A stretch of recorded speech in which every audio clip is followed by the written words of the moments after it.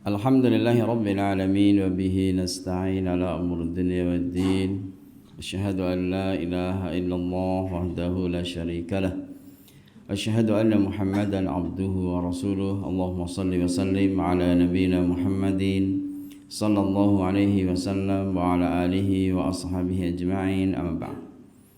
Kita bersyukur kepada Allah Ta'ala pada kesempatan kali ini kita bisa kembali salat subuh berjamaah. Kita lanjutkan dengan kajian, mudah-mudahan sebagai ibadah yang diterima oleh Allah Subhanahu wa taala.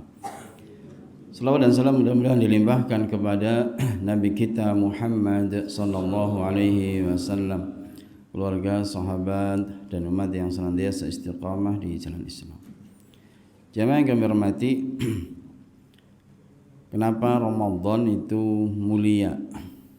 Yang pertama adalah Ramadan adalah disebut dengan Syahrul Quran, yang mana Allah Subhanahu wa taala berfirman, "Inna anzalnahu fi lailatul qadr." Sesungguhnya kami telah menurunkan Al-Qur'an pada malam Qadar. Dan malam Qadar itu terjadi pada bulan suci Ramadan.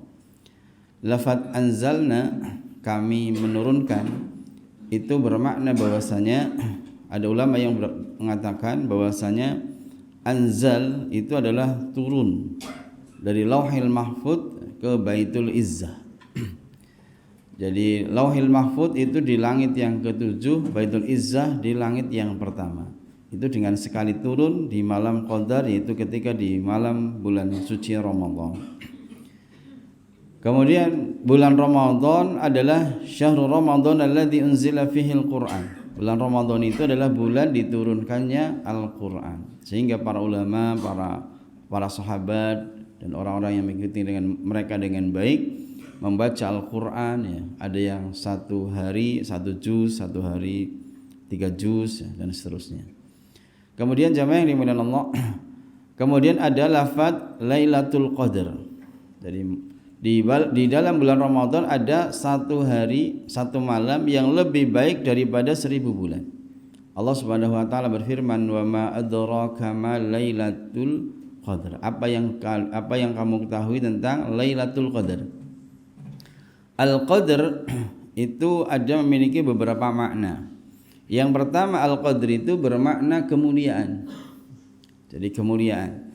Imam An-Nawawi mengatakan bahwasanya kemuliaan di sini adalah khusus atau makhsusan li hadhil ummah, khusus kepada umat ini.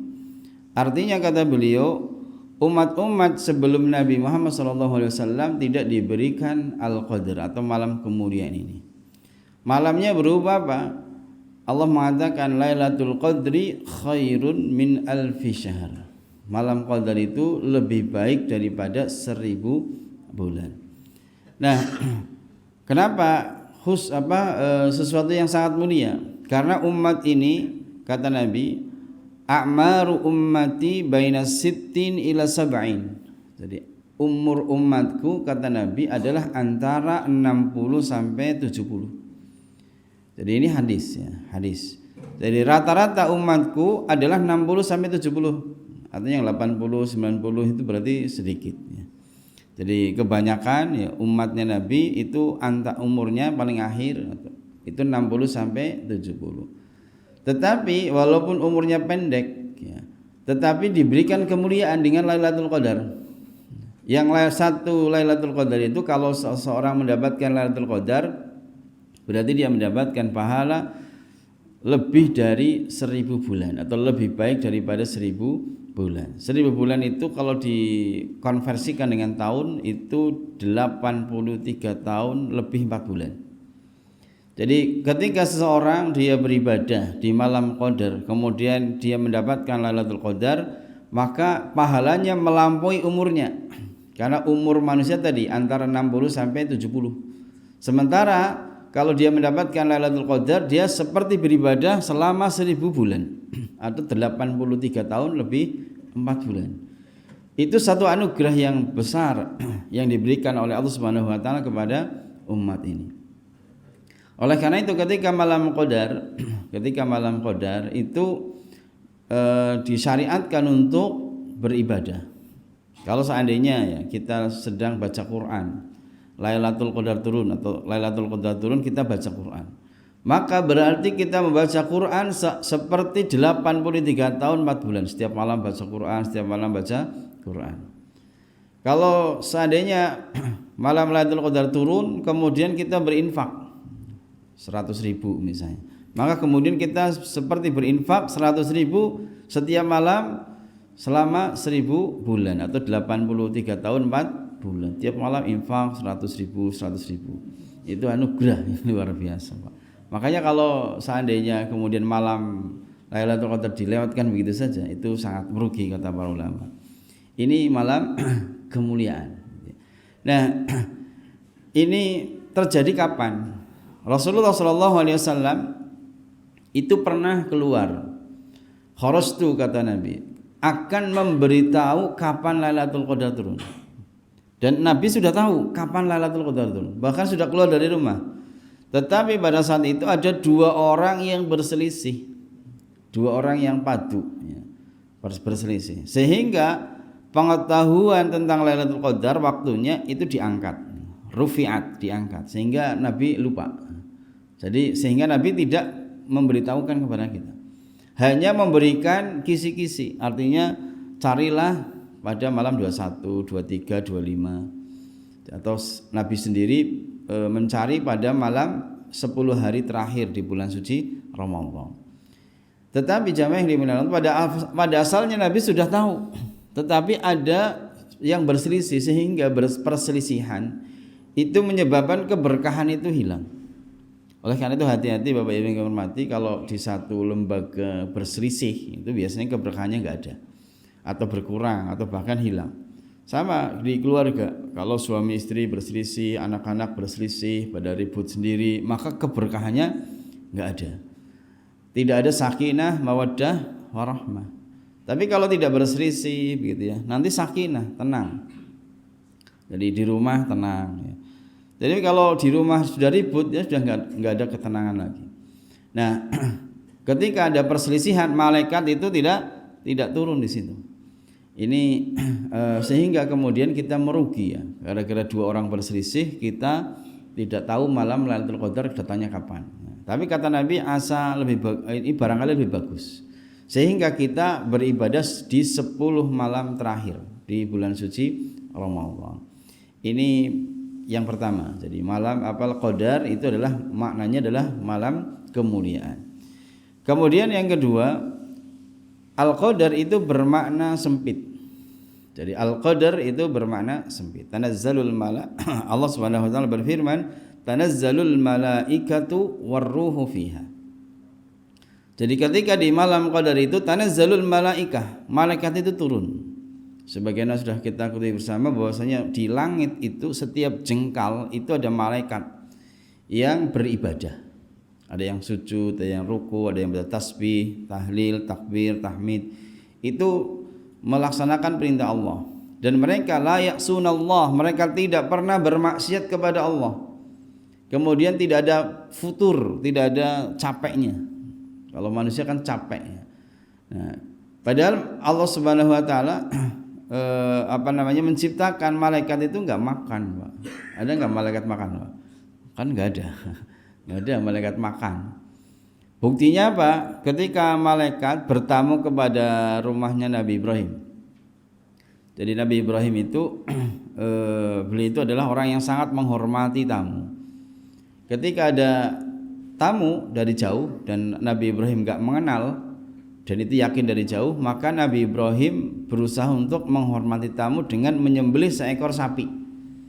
Rombongan beberapa orang untuk menghormati tamu disembelih seekor sapi. Padahal orang-orang itu Nabi Ibrahim enggak kenal, enggak tahu siapa, dari mana. Tapi untuk menghormati tamu itu disembelihkan seekor sapi, anak sapi gitu ya. Kira-kira kalau panjenengan ada tamu yang enggak dikenal dari mana, sembelihin apa Pak? Kayaknya nun sewu gitu ya. Tapi itu bentuk penghormatan ya. Bentuk penghormatan seorang nabi itu memang menghormati tamu. Jadi luar biasa. Sampai sekarang orang-orang Mekah, orang Madinah itu mereka sangat menghormati tamu. Kalau orang asli ya, orang asli. Kalau yang tidak menghormati itu kan orang-orang yang imigran, artinya orang-orang Bangladesh itu enggak begitu. Tapi kalau yang orang-orang yang memang orang asli itu biasanya sangat menghormati. Saya pernah kesasar di Madinah, ini cerita. Jadi bukan kesasar, mobilnya macet. Ketika saya mau ke rumah teman gitu ya, itu mobilnya macet. Itu cuman karena mobilnya macet, akinya tekor lah ya bahasa kita. Itu kemudian kita memberhentikan mobil acak saja. Ada yang berhenti saya gitu ya. Kemudian dia mengatakan hal usaituka, apa yang bisa saya bantu. Kemudian kita bilang akine tekor gitu ya, bahasa kita. Itu dia mengatakan saya nggak bawa jumper lah, bahasa kita, nggak bawa jumper. Maka kemudian saya dan teman saya itu diantar ke rumah teman saya gitu ya. Padahal jaraknya dari sini ke Sokaraja gitu. Itu mereka itu menghormati tamu karena tahu saya adalah jemaah haji sing mandan tersesat ya. Kalau jemaah haji yang lain kan udah kelayaban gitu ya. Biasanya saya kelayaban senang gitu ya, maksudnya begitu, jalan-jalan ke Madinah gitu ya, pengalaman gitu ya. Nah itu mereka menghormati tamu, bahkan itu Diyufur Rahman itu kan jemaah haji itu kan tamunya Allah. Nah kemudian diantar, dihormati, mereka itu sampai seperti itu. Artinya kalau ada mobil macet, kalau kita kayak gini itu ya belum tentu pada berhenti, tapi mereka mau. Itu seperti itu orang-orang Arab itu seperti itu. Atau misalnya kita lagi ketika di Mekah, di Madinah itu kan sendiri kasih kurma, yang kurmanya lebih enak daripada yang di sini. Itu. Jadi siapa saja boleh ngambil. Itu seperti itu, mereka menghormati tamu. Nah, kita kembali ke cerita Nabi Ibrahim. Nabi Ibrahim itu masak sapi. Yang kemudian setelah itu dipersilahkan, silahkan makan. Tapi ternyata orang-orang itu enggak mau makan. Kemudian mereka menghabarkan kami adalah utusan Allah yang menghabarkan bahwasanya kami itu akan mengadab ya umatnya Nabi Lut, karena umatnya Nabi Lut itu adalah durhaka. Itu seperti itu ceritanya. Nah, dan menghabarkan kalau tidak salah itu menghabarkan kepada Nabi Ibrahim itu akan diberikan seorang anak atau ya, itu seperti itu. Jadi jemaah yang dimuliakan Allah, ini malaikat itu tidak makan. Berbeda dengan manusia. Kalau manusia akan makan. Kalau jin makan apa enggak? Jin makan. Jin itu makan. Kalau dalam hadis itu makanan jin diantaranya adalah tulang. Dari jin itu ada yang muslim, ada yang kafir, ada yang fasik. Kalau jin muslim itu makan. Ketika kita makan tulang, kita baca bismillah, bukan makan tulang, makan daging, kita baca bismillah, ada sisa tulang. Nanti tulangnya itu akan dimakan oleh jin muslim. Dan tulang itu yang kita makan itu akan kembali seperti ada daging yang enak gitu ya. Itu adalah makanan para jin muslim. Oleh karena itu kalau panjenengan makan baca bismillah, nanti sisa tulang itu akan dimakan oleh jin. Ini jin itu begitu. Jin dengan malaikat itu lebih kuat malaikat. Jin dengan malaikat lebih kuat malaikat. Ada jin, golongan jin yang paling kuat itu namanya ifrit. Jadi jin ifrit adalah jin yang paling diantaranya adalah paling kuat. Itu ketika Nabi Sulaiman, jin itu taatnya kepada Nabi Sulaiman. Jin itu taatnya kepada Nabi Sulaiman. Karena apa? Semua jin itu taat semua. Jin kafir, jin muslim itu semua taat kepada Nabi Sulaiman. Dan itu memang ketentuan dari Allah. Kalau ada jin yang tidak taat kepada Nabi Sulaiman itu mereka takut sekali. Akan dipecut ya, dari api itu ya, seperti itu. Jadi sehingga mereka itu takut sekali kepada Nabi Sulaiman, termasuk ifrit. Nah, ifrit ini ketika Nabi Sulaiman bilang, siapa yang bisa mindah kursi ya, singgasananya Ratu Balqis dari Sabah ke Palestina. Ke Palestina itu adalah kerajaannya Nabi Sulaiman itu di Palestina. Sementara kerajaan Sabah itu di Yaman. Coba mindah dari Yaman ke Palestina. Kalau sekarang sih ada itu ya, drone atau apa gitu ya. Nah, zaman dulu itu kan enggak ada. Nah, itu ifrit itu mengatakan, "Ya Rasul, saya bisa mindah dari Sabah ke sini sebelum panjenengan berdiri." Itu ifrit. Itu berarti kan kecepatannya luar biasa. Kecepatannya luar biasa dari Yaman ke Palestina. Nah, kemudian ada orang alim di situ. Dia mengatakan, "Ya Rasul, sebelum panjenengan berkedip singgasana dari sini." Lep gitu ya. Itu siapa yang begitu? Itu malaikat. Malaikat yang bisa mindah dengan kecepatan seperti itu kemedap gitu ya. Tarfatain itu kemedap tok itu kan paling sedetik.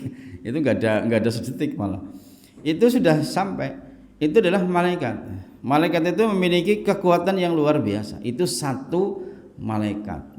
Apalagi kalau banyak sekali malaikat, padahal yang menarik neraka jahanam, yang mendatangkan neraka jahanam itu adalah 70.000 malaikat kali 70.000. Berarti yang nyeret neraka jahanam adalah malaikat itu sebanyak 4,9 miliar malaikat gitu ya. Jadi malaikat itu yang nyeret neraka jahim supaya nanti di hari kiamat itu bisa dilihat oleh manusia, itu malaikatnya berjumlah 4,9 miliar malaikat. Berarti malaikat itu banyak sekali, Pak. Malaikat banyak sekali. Termasuk yang ada di langit itu banyak sekali. Nah, pada malam Qadar itu turun, Pak. Tanazzalul malaikatu. Malaikat itu pada turun sehingga bumi itu menjadi sempit. Menjadi sempit gitu ya. Nah, kita lihat makna sempit yang lain. Misalnya Allah Subhanahu wa taala berfirman, "Fa ammal insanu idza mabtalahu rabbuhu fa akramahu wa na'amahu fa yaqulu rabbi akraman." Adapun manusia kalau dia diuji dengan kemuliaan, dengan banyak nikmat, dia mengatakan Tuhanku telah memuliakanku. Wa amma idza mabtalahu faqadara, ini. Fa amma idza mabtalahu, adapun ya ketika Allah Subhanahu wa taala mengujinya, faqadara alaihi rizqahu. Allah menguji rizkinya, disempitkan. Qadara di sini maknanya adalah sempit, rizkinya sempit. Fayaqulu, dia mengatakan Rabbi ahanan, Tuhanku telah menghinakanku. Berarti qadara di sini maknanya adalah sempit. Jadi ini ungkapan orang kafir ya. Orang kafir itu kalau diberi rizki yang banyak, kedudukan yang tinggi, kemudian dia merasa Tuhannya telah memuliakan, dimuliakan nih oleh Allah ya. Kemudian sebaliknya kalau rizkinya sempit, seakan-akan dia dihinakan oleh Allah. Maka Allah mengatakan kalla, jangan begitu. Jangan begitu, orang mukmin gak ya kayak gitu ya. Yang paling mulia di sisi Allah adalah siapa? Orang bertakwa. Inna akramakum indallahi atqakum. Sesungguhnya yang paling mulia di antara kalian itu orang yang bertakwa, bukan yang seperti tadi. Sehingga kemudian ada qadar di sini bermakna apa? Sempit. Sehingga bumi itu semakin sempit. Kenapa sempit? Karena banyak malaikat yang turun. Itu secara bahasa. Jadi harus diketahui Bapak Ibu yang hormati, kalau semakin banyak malaikat di situ, itu ada semakin ada keberkahan. Jadi di situ semakin banyak malaikat, maka ada keberkahan. Kalau nggak ada malaikat di situ ya nggak ada, ya susah keberkahan. Kalau nggak ada malaikat biasanya banyak syaitan, gitu ya. Kalau banyak malaikat, keberkahan di situ. Makanya kalau kita ada katakanlah di situ banyak malaikat, itu berdoa. Dikira-kira banyak malaikat itu kita berdoa. Ciri-ciri ada malaikat apa, Pak? Ayam berkokok, betul. Ayam berkokok. Kalau ada ayam berkokok, doa. Jadi kalau saya mengamati itu, kita lewat ada jago ya, tiba-tiba kita keluruk, donga Pak. Jangan dilihatin tok. Doa, kenapa bisa jadi? Ya walaupun itu jago gitu ya. Itu berarti di sekitar kita banyak malaikat. Nah, kemudian kita berdoa apa sajalah doanya. Yakin bahwasanya kita berdoa. Itu nanti akan diaminkan oleh malaikat. Kalau tidak ada penghalang doa, doa itu tidak ada penghalang untuk dikabulkan, itu biasanya dikabulkan karena diaminkan oleh malaikat. Kalau sering ada yang berkokok kita doa kok ora dikabulkan, biasanya ada penghalang. Ada penghalang doa. Yang kenapa doa itu tidak dikabulkan? Itu introspeksi lagi, kenapa sih saya doa orang kabulkan gitu ya, itu biasanya ada penghalang. Kemudian kita istighfar, kemudian introspeksi. Bisa jadi kita kemarin duit akeh tapi orang sedekah misalnya begitu ya, itu bisa. Harusnya bersedekah tapi ditahan ya. Akhirnya tidak, kita doa nggak akan dikabulkan karena tidak sedekah.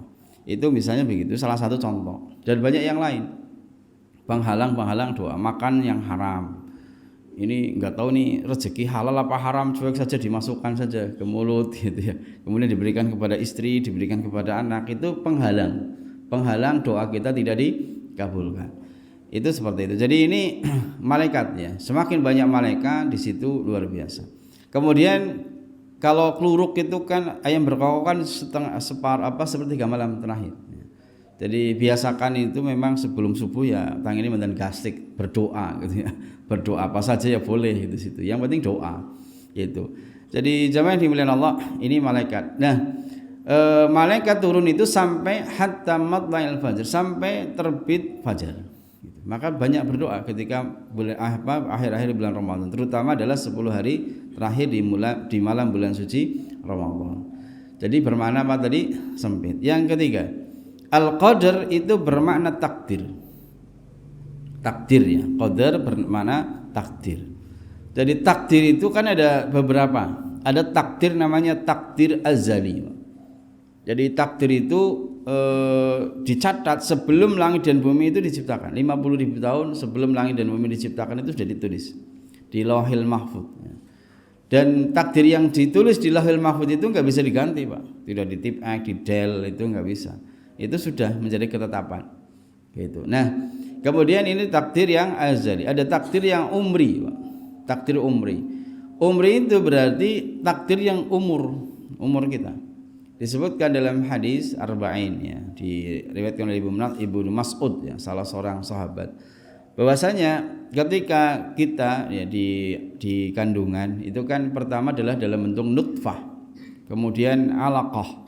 Nutfah 40 hari, alaqah 40 hari. Alaqah itu segumpal darah. Kemudian setelah itu jadi mudghah. Mudghah itu daging.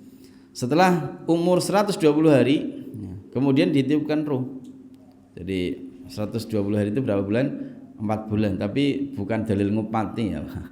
Jadi 120 hari kemudian ditiupkan ruh. Fayamfuhu fihi ruh, fayursalu ilaihil malak, kemudian diutus kepada dia malaikat. Kemudian malaikat itu kemudian bikat birizqihi, mencatat rizkinya. Dicatat rizkinya. Nah, kemudian dicatat lagi apanya? Ajalnya. Rizqihi wa ajalihi. Kemudian dicatat lagi amalnya. Kemudian dicatat lagi sa'idun aw saqiyun, dia bahagia atau dia sengsara. Itu dicatat, sudah ditakdirkan oleh Allah Subhanahu wa taala, bahkan sudah dicatat ya. Apakah yang dicatat itu bertentangan dengan Lauhul Mahfuz? Ya tidak. Ada yang mengatakan ya bahasa kita yaitu adalah bisa jadi copas, Pak. Copy paste, jadi ditulis kembali gitu ya. Yang di Lauhil Mahfuz itu ditulis kembali, dikhususkan. Itu namanya takdir umri. Jadi, nah, oleh karena itu seseorang rizki seseorang itu sudah ditetapkan.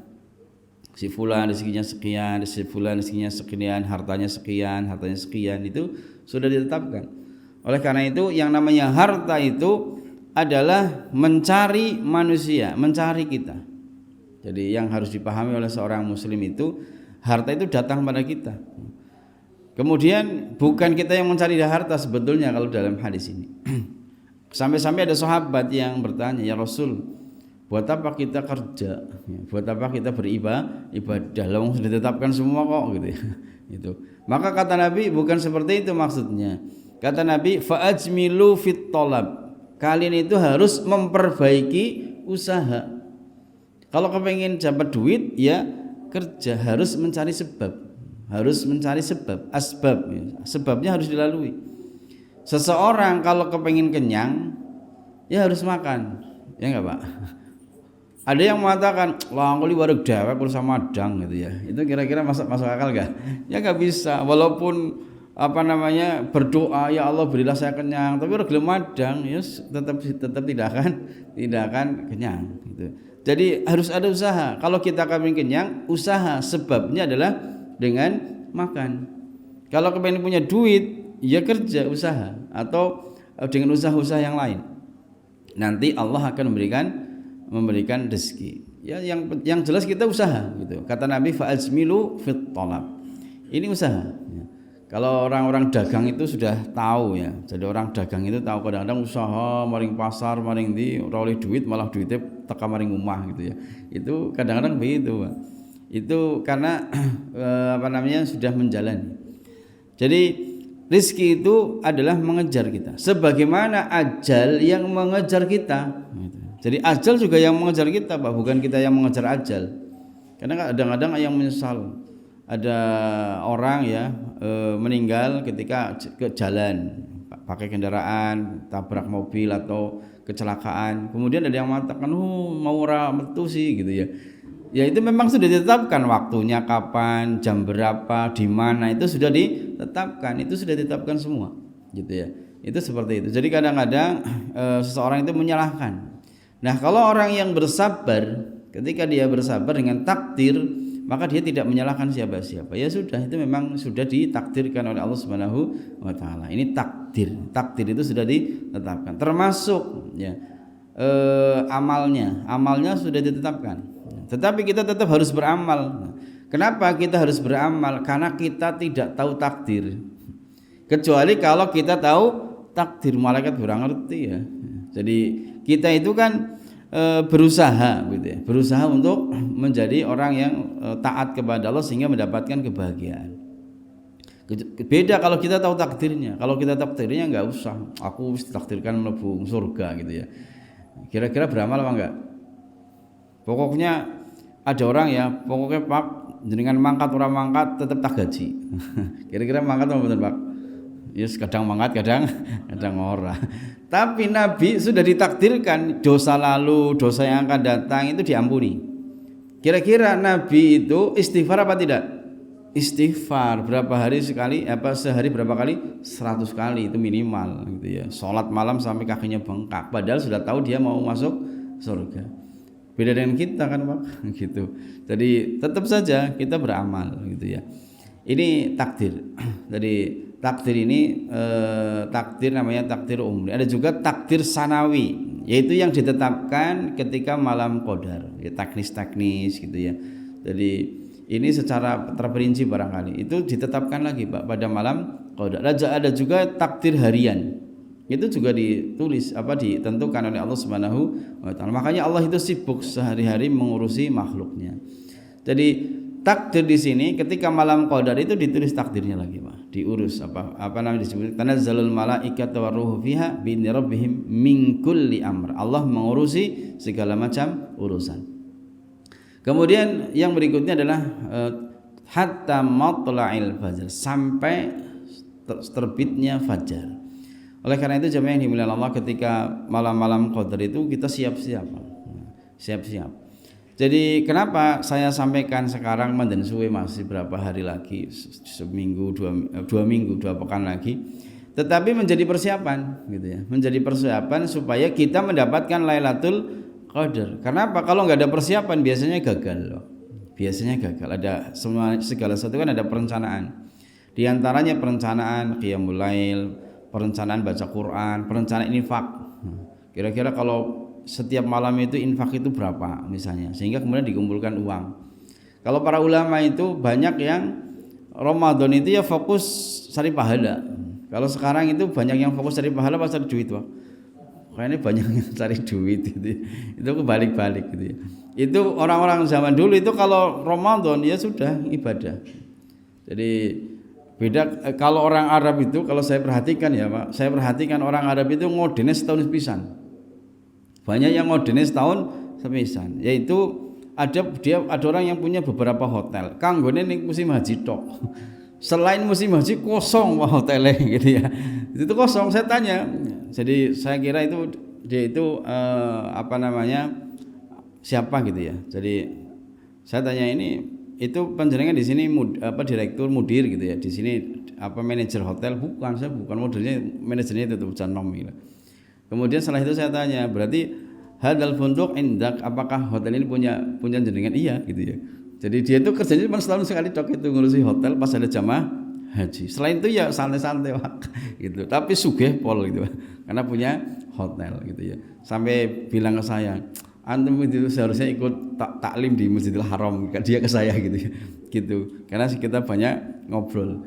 Jadi jamaah yang dimuliakan Allah, tapi saya perhatikan dari pemilik hotel itu, dia itu santai kerjanya. Jadi cuman hotel itu kan setahun sepisan. Kalau saya tanya, kalau bukan musim haji kepakai enggak gitu, kosong gitu ya. Jadi itu memang seperti itu. Jadi tetapi sekali musim haji sebulan itu 1.000 orang, 1.000 kepakai gitu ya, kamar full semua gitu ya, itu seperti itu. Jadi jamaah yang dimuliakan Allah ini kira-kira begitu. Jadi sehingga orang-orang Arab Saudi itu banyak yang cuman ibadah tok, ngodennya cuman kalau musim haji, dan sedekahnya juga luar biasa. Ada orang Indonesia, kita lewat depan hotel ya, yang punya orang Indonesia itu di setiap hari itu di depan ada kopi. Kopi ini tempat hotel saya nggak ada kopi ya, di sana ada kopi. Saya tanya, ternyata pemiliknya itu orang Indonesia, gitu ya. Itu seperti itu. Beberapa waktu yang lalu saya ketemu dengan Pak Denny. Pak Denny itu pimpinan umum Suara Muhammadiyah Yogyakarta. Beliau itu bilang ke kita itu berencana beli hotel.